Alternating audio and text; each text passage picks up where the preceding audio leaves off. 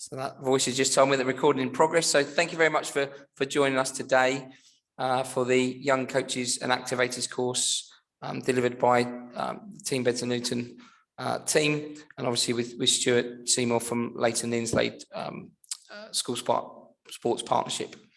I'm Stuart. I'm delivering the course today. Again, which is fantastic and great to have that opportunity. Oh, my light's just gone out because I haven't moved. So let's put that there. Funny. And we'll get cracking into the presentation. So here you are. There's an updated picture of me, given the feedback I had on the last one. And once again, we'd like you to use the chat facility and put your name, school, and the sports you like. So if there's a popular sport activity that you prefer, then please put that in, and that'll be relevant to the course as we go through today's presentation. So what sort of sports do you like getting involved in? What sports would you like to coach? Pop it in the chat facility. That's brilliant. Can you put the football, netball, basketball? Fantastic.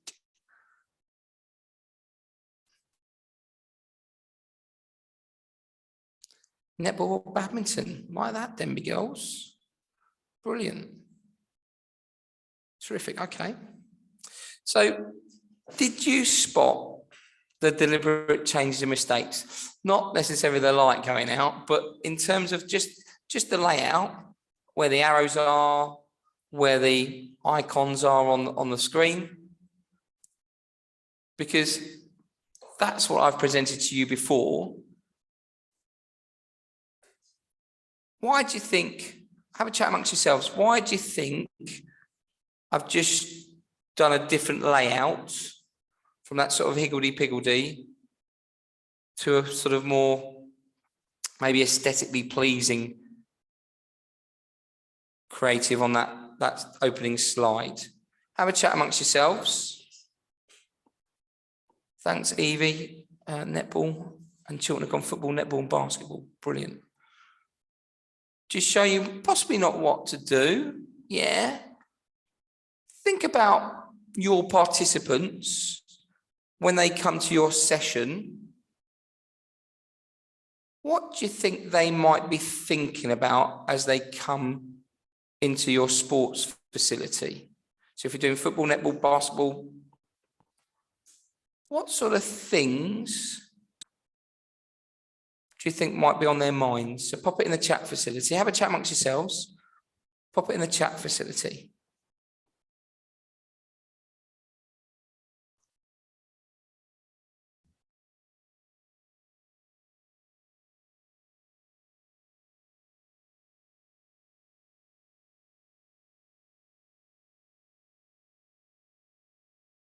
Might not want to participate. Yeah, might be nervous. Evie, great shout. They might be a little bit anxious, thinking, well, I've not been to this session before, and there might be a load of year 7 children in there, the same as them, but actually they're people from different classes, and I don't really know that lot. I didn't know they were going to be here, and some of my friends aren't. Yeah, spot on, Evie. Well done. When they come into the hall and you're set up for and you're going to be doing badminton, what do you think they might like to see? So thinking we're going to do badminton or netball, what do you think your participants might like to see? Yeah, everything's set up correctly, because if you've got it all like this and there's just stuff everywhere, they're looking at it and thinking, okay, it's possibly not the most organised, possibly not the most structured. They might like that, but actually some might go, well, I'm not sure whether this is the right thing to be doing. So the reason, to make it look fun but structured, yeah, good. Smiles, oh, well done, Denby, fantastic, like that. We'll come on to that in a moment. Good knowledge from last session.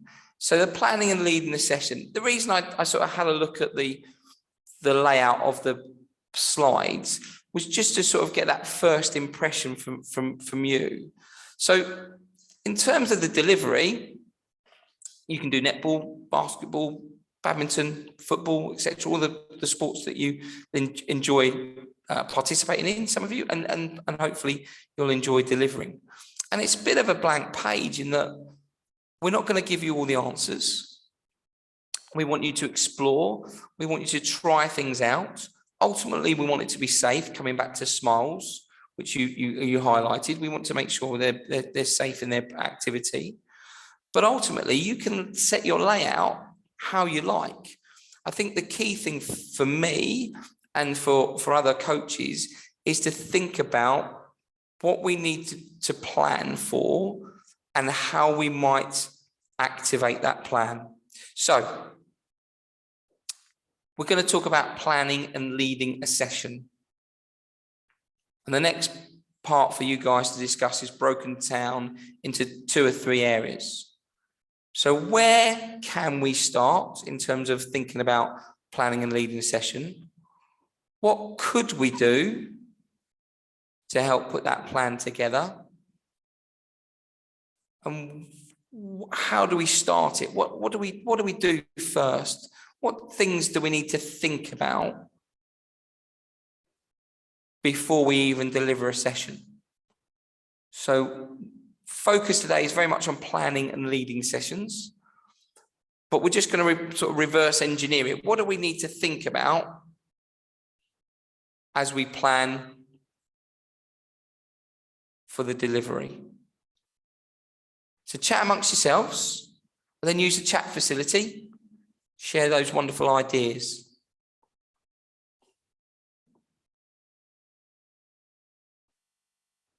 Oh, Chilton, love that. Have an objective, a learning outcome maybe for the lesson. Might not necessarily be a learning outcome, might be the fact that you've identified that success is that they're all smiling, they've all had fun. That could be the outcome and the objective. It could be to improve their passing or their dribbling or their acquiring and developing a skill.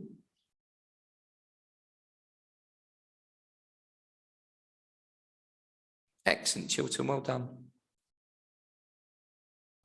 So we've got a lesson plan.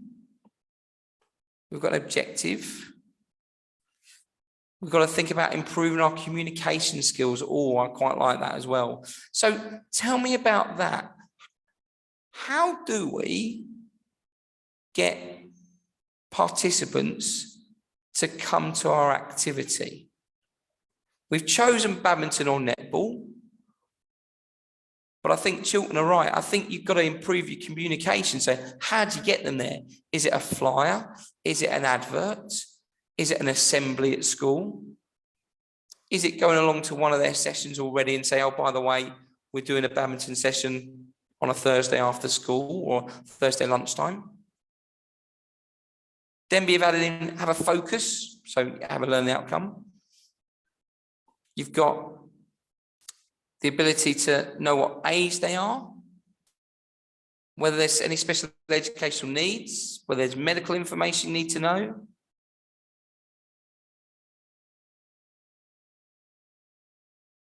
Oh, look at this, some fantastic stuff. You might need to have an assembly, a poster. Yeah.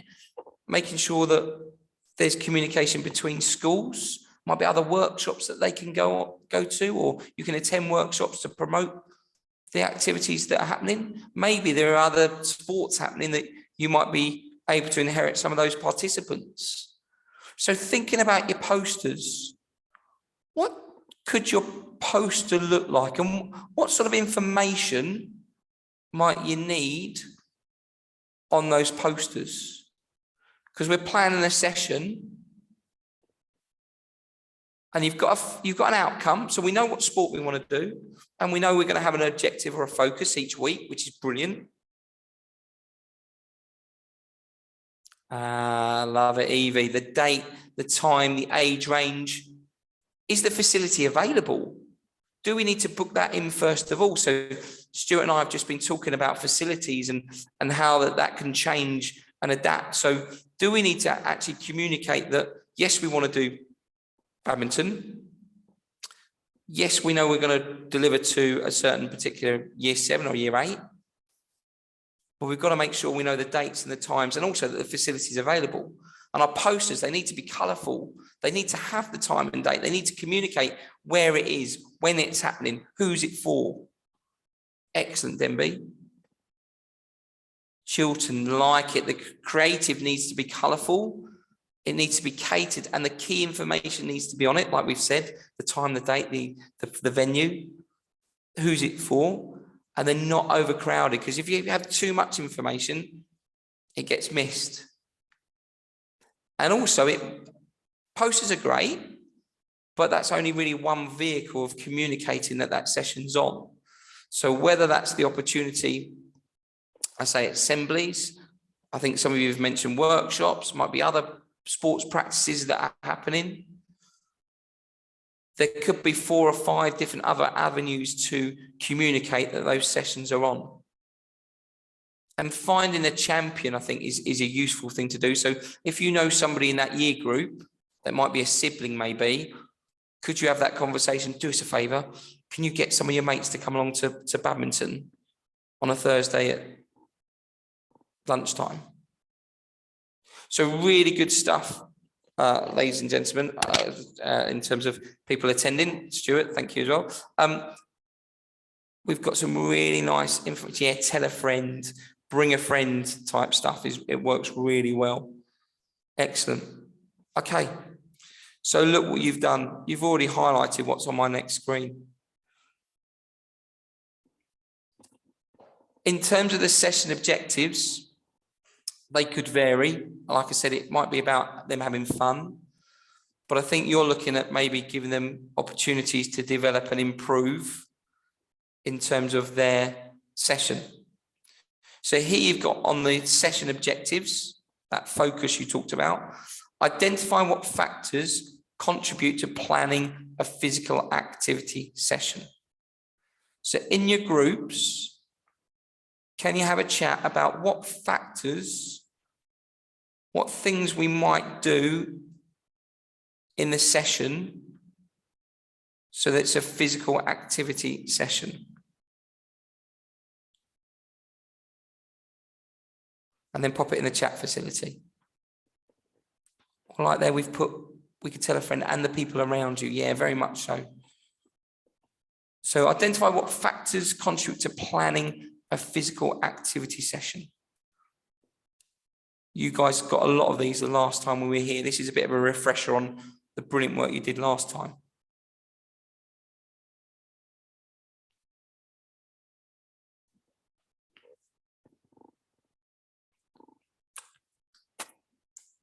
So being organised. What equipment is available? Brilliant. Looking at health and safety, risk assessments. Yeah. Is the kit suitable? Making sure you check the area beforehand. Fantastic. Meetings between leader before the event. Yeah. So actually the people that are delivering, just to have a refresher, what are our objectives? What are we trying to get from this? What are we trying to make sure we cover?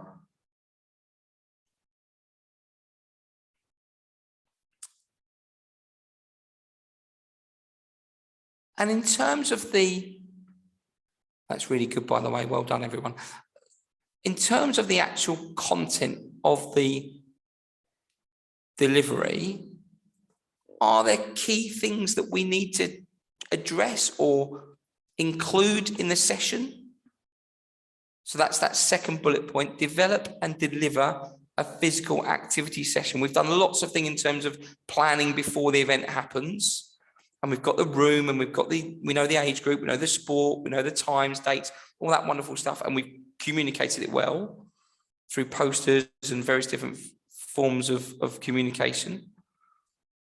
But now we're going into the key content, develop and deliver a physical activity session. What might we start the session with? Yeah, look at you superstars. The fun warm-up games, brilliant. So things like Stuck in the Mud, Chicken Twin or Hero, if you know those games. If you don't worry, we'll cover them on the 28th of April when we all meet up. Things like Rats and Rabbits, Foxes and Farmers, loads of fun activities where it's very inclusive. So there's what I would call a pulse raiser. It's a warm-up game. So we're warming up our muscles so that we prevent injury, all the stuff that I'm sure you do in your PE lessons with your teachers. They make sure that you mentally and physically warm up and you're ready for that activity. So those fun games get us moving, get us making us more agile. It's staggered, so we don't sprint straight away. We build up to it. So we might jog first of all, maybe walk, jog, then run. And then we have our dynamic stretches. So things like open and closing the gate, shoeing the chickens, lunges. So they're not static, they're dynamic stretches. They're stretches that are all on the move. So we've done a warm up and we've done some dynamic stretching. What then might we start to look to do? So what's the next stage of our delivery?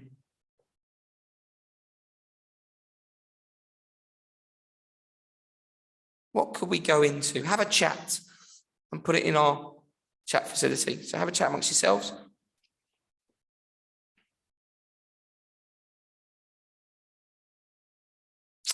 I like it. So it's a skill acquisition opportunity. So it's a skill drill where you're trying to focus on a particular thing. So yesterday I was delivering at the University of Hertfordshire and one of the students delivered a netball session and it was really nicely done in that she wanted to emphasize the need to get into space and to use a dodge to do that. So she did a single dodge, single movement, a double movement, and then a rolling dodge. And I hadn't ever broken it down into that specific in terms of the different types of dodges you might use to create that space. Absolutely fantastic. So like you guys have identified an isolated drill and you stick to your core focus. So that was specifically, she was looking to find and create space on the netball court. So she used 3 different dodges to do that and then let them have a play at it so they could acquire that skill. So your participants have had a really good experience because the layout of the room is set up already. So they can see it and it looks exciting and interesting. They've had a good warm up and they've had fun games. So they've had a good experience and they've probably got to learn a few people's names maybe. So there's that pulse raiser and that dynamic stretching and maybe a bit of social interaction with each other. They've now, because you've developed and delivered a nice session, you've introduced a skill drill where they can develop a particular area where you've perhaps analysed and observed in previous sessions that they might need to work on. What might you do next? Where are we going? They've had a great experience. Where are we going next? Have a chat and then pop it in the chat facility.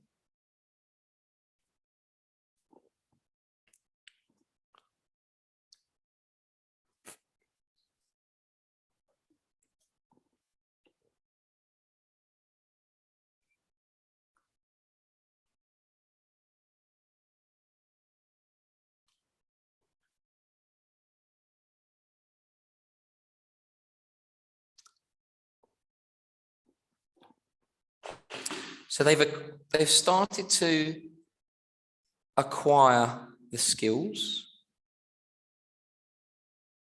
We're then looking for them to select those skills. Yeah, in a game environment. Well done, children. Have a look maybe at a mini game that they links to that skill they've just learned. Brilliant. So there's a flow, isn't there?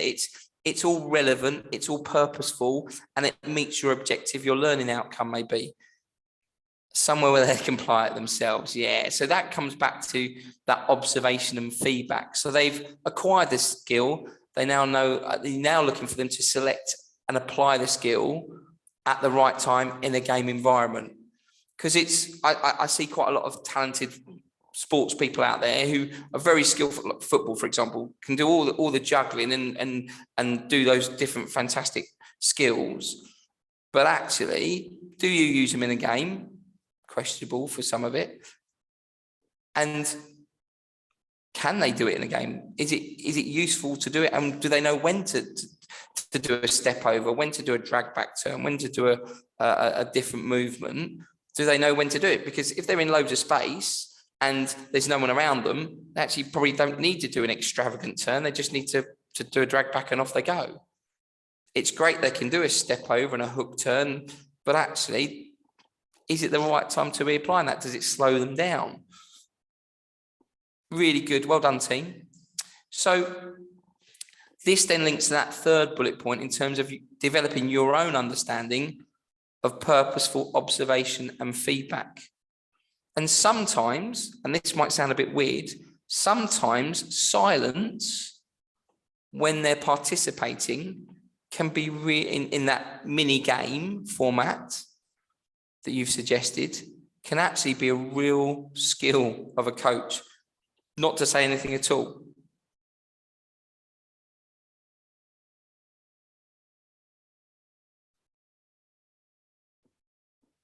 Giving that silence allows them to try it out. You may say, oh, well done, you got your foot in the right place to be able to turn and rotate or whatever it might be. So you give them some technical knowledge. But sometimes it's good to be able to stand back and let them play. Observe it. Feedback can be good. Sometimes it's a thumbs up. Did you enjoy that? Because actually sometimes the feedback isn't about how they've performed something. It might be back towards you in terms of whether they enjoyed the session or not.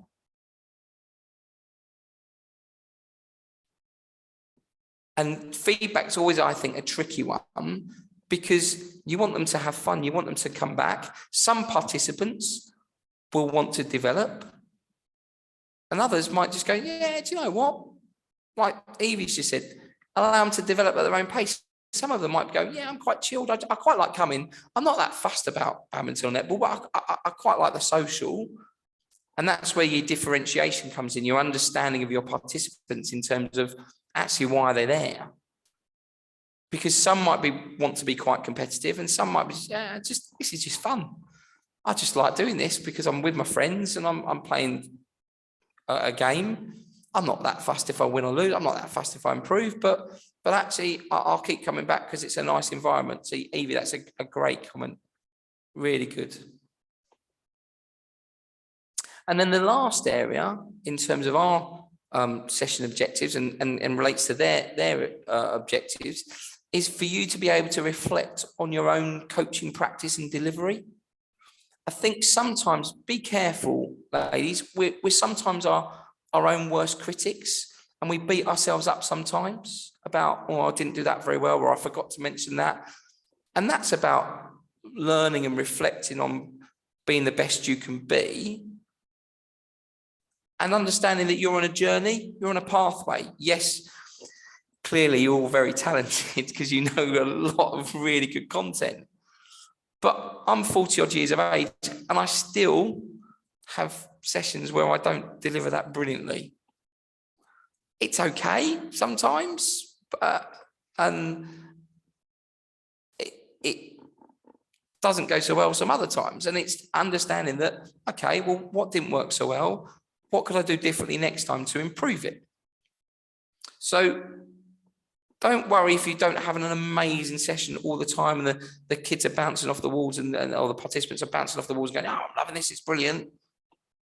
It may be that it doesn't go as you thought it might do, and that's not a problem. The skill and the really good coaches and the activators identify, all right, what will we do differently next time?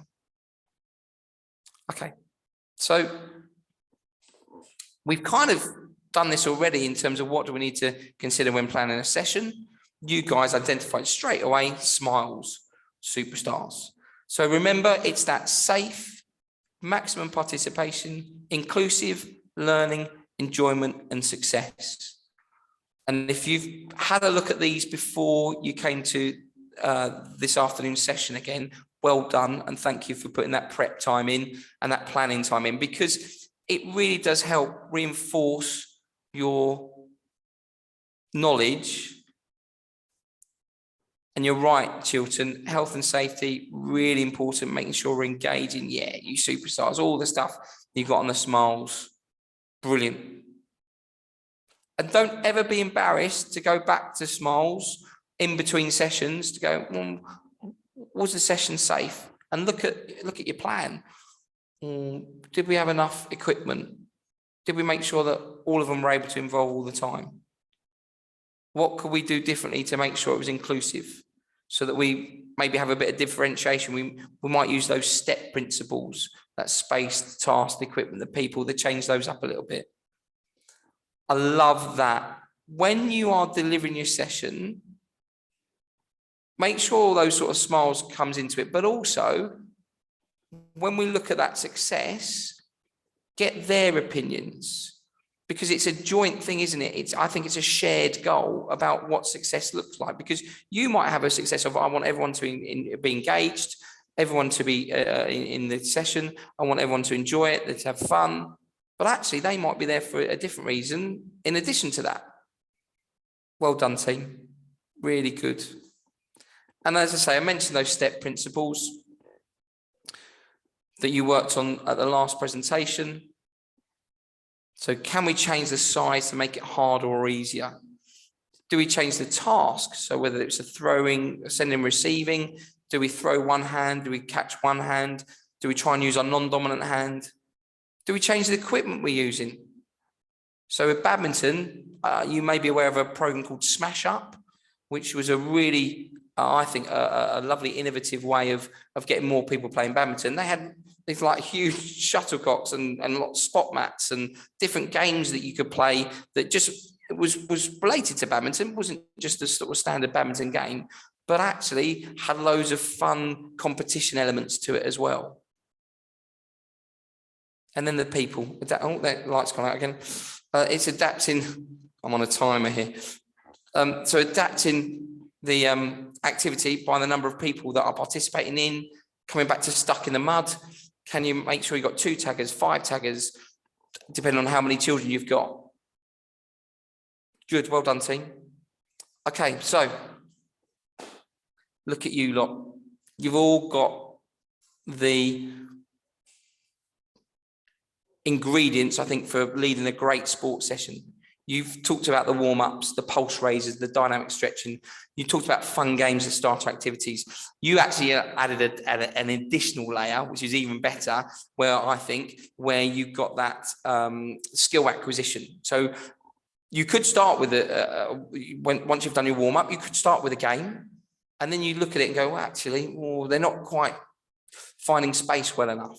So let's break that down. And let's do a sort of a skill acquisition activity. And then can we put it back into a gameplay again? So you don't always have to do the skill acquisition. You could let them play, but maybe you can condition the play in terms of there's certain rules. So the other night I watched a coach deliver a session who said that, okay, this is the scenario.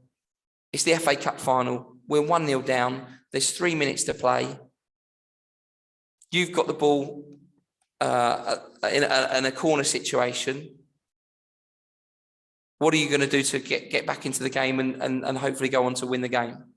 And I just thought, putting that scenario in, actually that might happen on a Saturday or Sunday afternoon when they're playing their sport, where they might be 1-0 down with 3 minutes to go.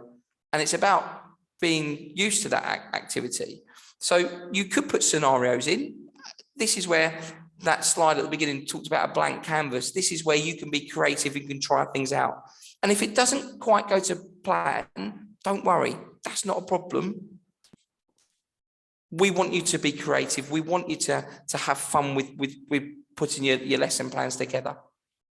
The final bit that it's got on that screen is the cool down.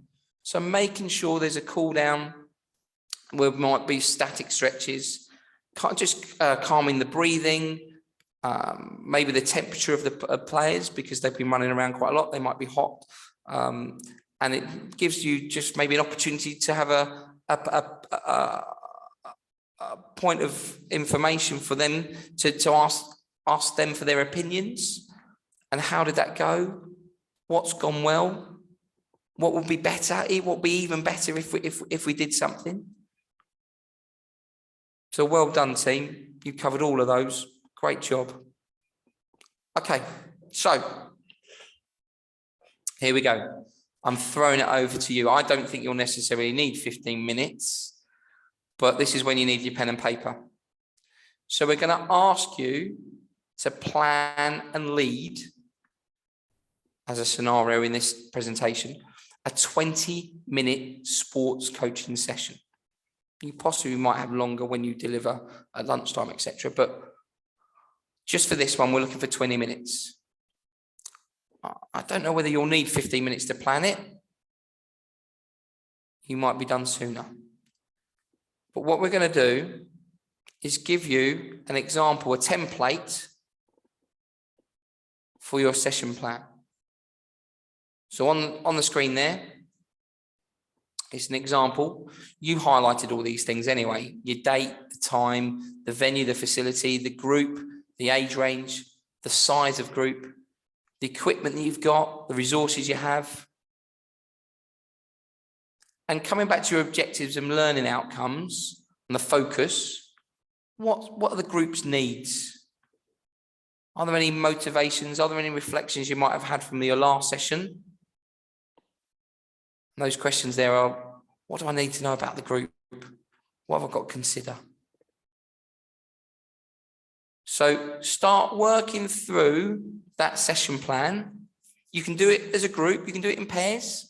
You can do it as a whole group if you want. I'll give you a few minutes just to start populating that. You don't have to put it in the chat facility, but hopefully it gives you a steer of where you might go. You can choose the sport. This is up to you. You can do any sport you like. So if you think actually 2 or 3 of you might want to do badminton, you can do that. If 2 or 3 of you want to do netball, you do that. It's not a problem.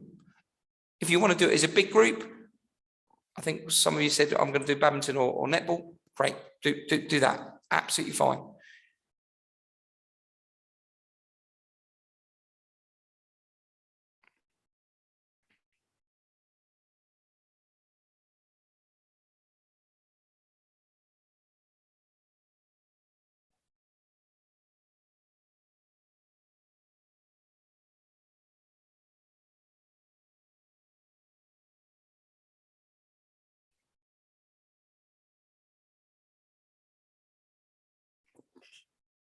Now, some of this we're making up, right? So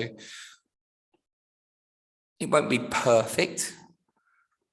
So your size of group, how many do you want? 15 to 20? What are the ages? Is it year 7? If it's netball, how many netballs do you need for 15, 20 participants? Do you need 1 for each, or actually is it that you need 10 because you're going to be in pairs? But it's stuff you've got to think about, because are the netballs going to be pumped up when you get them? And if you get to the session, it's at 1 o'clock, I don't know, I'm making it up, but it's a 1 o'clock session, and you arrive at 12:45 to lay everything out and get everything set up.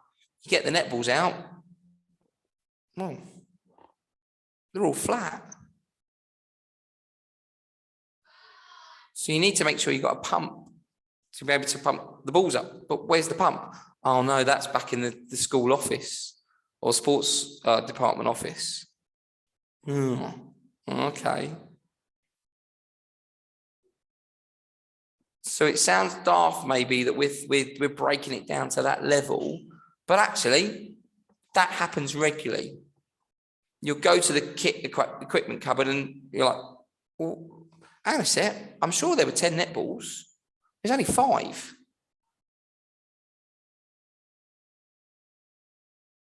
So this is kind of your ideal scenario, is your session plan, is that this is what we'd like to achieve. So you've now got session goals and possibly even personal coaching goals in terms of what you've achieved, it may be to stand up in front of 10, 15 participants and explain the warm-up. I'm aware coaching is not for everyone. You guys are very talented, so and come across with great knowledge. So you might not have a problem standing up in front of other people, but sometimes it's a confidence thing to be able to do that. So you might have different individual goals of what you want to achieve.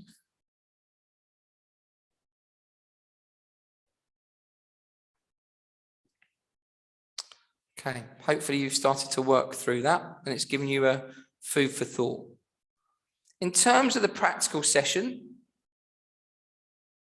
think about the amount of time you're going to give to the warm-up, the skill acquisition, the game, the cool down. Think about what you might do in terms of step principles, the space, the task, equipment, the people, what you might need to change. Think about the key coaching points in terms of technical, tactical information that you might be looking at. And that leads me on to the next slide in terms of your outcomes. So think about your timings. How much time do we need for a warm-up? Is that a 3 minute? We've got 20 minutes. Is that a 3 minute thing? Couple of minutes maybe for some dynamic stretching. It may be if we've only got 20 minutes, we go straight into a game. Because actually, if you do the warm-up, dynamic stretching, 3 to 5 minutes, you then play an activity maybe for 10 minutes, and then you've got maybe the cool down and the plenary for 5 minutes. So actually there isn't a chance to have the skill acquisition, and that's fine, but that maybe affects what your content is. And maybe you do bring in some rules into or scenarios into the game you play. But obviously those rules you bring into the scenario will be related to your session goals. Cool. Now, in terms of outcomes, hopefully all your participants will have enjoyed themselves in every session. Someone talked to me about lifting the lid the other day, and I was like looking at them going, I don't really understand that. What does that mean? And lifting the lid was if your persona, when you're delivering, is kind of they liken it as, say, 5 out of 10. Your participants will probably be around a 3 out of 10 in terms of enjoying it and having fun and being active and energetic. If you're a 7, your participants are probably going to be a 5. If you're an 8 or 9 and you've got a really good layout for your session and you've been dynamic and you've gone over and learnt their names and you're engaging, actually your participants are going to be more like a 7. And so what he was trying to explain to me was that whatever you do in terms of the way you approach it, if you're like, go on, you can play badminton, that's fine. Actually, and you're, say, a 4 or a 5, your participants are probably going to be a 3 or a 4. So think about how you approach it, and that will affect the feedback that they give. So here it says participants will give feedback based on how well each team delivers. The smiles, so the safety, the maximum participation, inclusivity, the learning that happens, the enjoyment. So when we get together on the 28th of April, we will be participating in activities, and I'll be getting you to feed back to me and possibly to each other about how the coaches, the activators, delivered those sessions. And we're there to support each other. It's a safe environment. It's very possible that I might make mistakes. and it happens. But that's where you can say to me, Stu, perhaps you might want to think about delivering it that way, or could you have done it in this way? And that's absolutely fine. So we're giving you tools to try and practice your sessions so that in a safe environment, so that when you get to deliver it at school, you feel comfortable and confident in delivering. Some of you might be delivering already, which is fantastic. Okay. You highlighted this already in terms of health and safety and risk assessments. Things to consider as well in terms of your lesson plans. What do you need to check as a coach or an activator to ensure safety? Well, that's the space you're using, I should assume, from what you've said earlier. But what other things might we have to think about? How do we check for safety?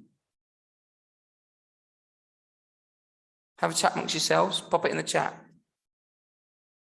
What are the safety things we might want to think about?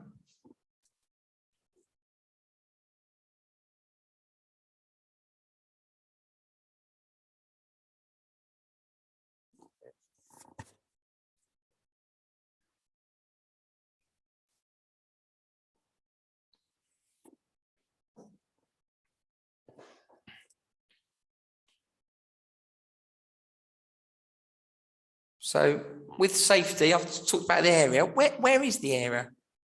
Is it inside or outside? And does that have an impact on it? Have a think, pop it in the chat.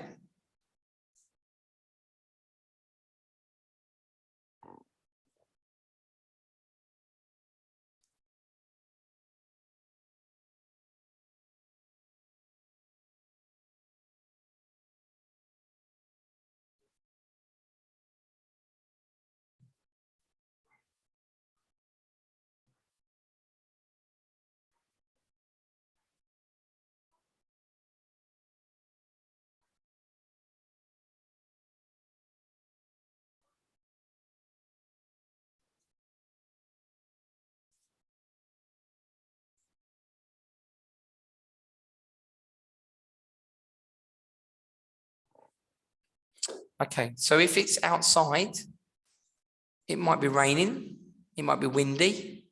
We might need to think about their safety there.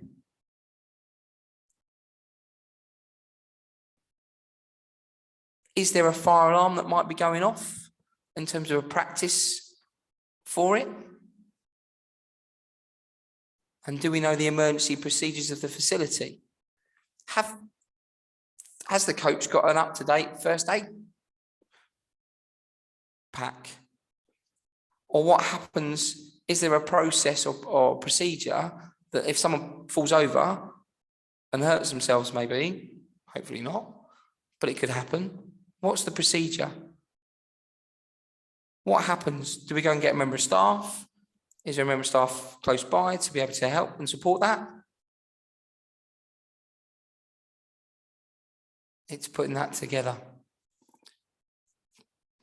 In terms of encouraging maximum participation, you guys did a brilliant job in terms of making sure that it's inclusive, make sure that the activity isn't too hard. It's appropriate for those people taking part. And the final thing is, what steps does the coach take to make sure everyone, whatever their ability, is included?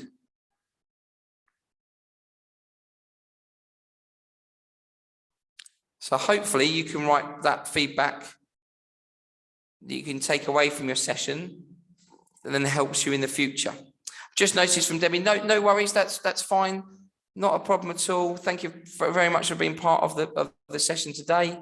We're nearly done in terms of the session, so not a problem. And we really look forward to seeing you at the next session, the fourth presentation, and then the one face-to-face on the 28th as well. So in terms of observation and feedback, we talked about making sure that everyone is learning, looking at observing the participants, making sure they've got smiles on their faces, making sure they're engaged, making sure that they are part of the activity. You, as the coach activators, will have a significant influence on creating that environment that it's fun and enjoyable. Like I said before, lifting the lid, you're enthusiastic, you're engaging, you're positive, all the things that I think you'd like to see from a good teacher, good coach. And the final thing is, how does the coach organise groups and activities to promote success for all? So have a little think about that and then pop it in the chat facility. How do we organise groups? What could we do to get them into teams if we're playing a team game?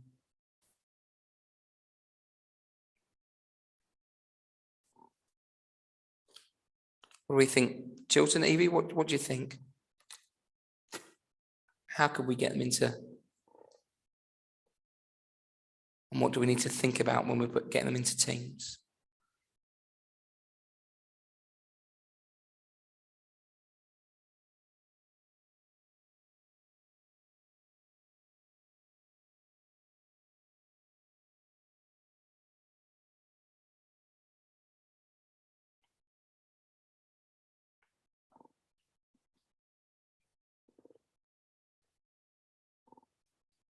Evie's put, sometimes letting them pick their own groups can encourage them to participate. Yeah, it can do. The downside of that sometimes is that they only pick their mates and they only want to play with them. And then actually that potentially creates cliques. And it's that juggle, isn't it? It's getting that balance. Children put questioning, observing, positive attitudes, small groups, mixed abilities. Yeah. And I think that's the thing, is trying to create success for all, is if we can make it so that teams are fairly even, and that's where you get dynamics of friendships being affected, maybe. Don't sort by ability. Okay. Yeah, there's pros and cons for both, Eva, and I think it comes back to knowing your group and knowing your participants. And actually them being with their friends might make them more active and participate better. So it's that balance, isn't it? Yeah, well done. Okay, no, I'll take that on board. Here's one of the things that I think we talked about before, but we'll highlight again. Great leaders don't set out to be a leader. They set out to make a difference.